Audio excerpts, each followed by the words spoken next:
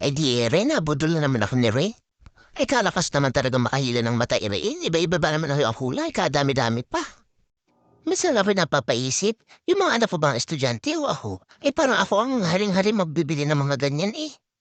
Kaya ewan ko ba kung bakit nga gayon. Siguro ba dahil nga nung ako'y napasok, wala naman kasi akong mga ganyan. Ang mga uso lang naman nun yung mga basic lang ng mga color pen, mga ganong iilang piraso pa.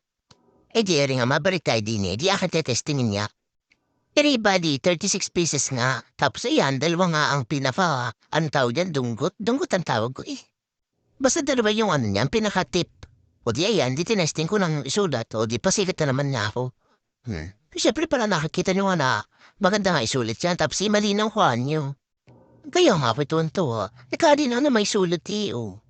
Ayan pa, oh. Kulay orange naman yan. Ako pas malakas magsulat, kaya medyo hindi nakagandahan. Charot. Di siyempre, sa tagal na ba naman hindi napasok ako? Ilang taon na ako? 34 na? O, edi inimeng-inig na. Eh, yun na usi calligraphy. Nung araw, tawag lang namin ni lettering. O, tapos, lettering lang tawag namin doon.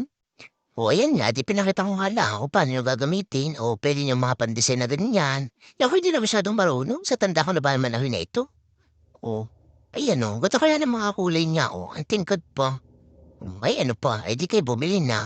O, kailangan mo nakapanood lang.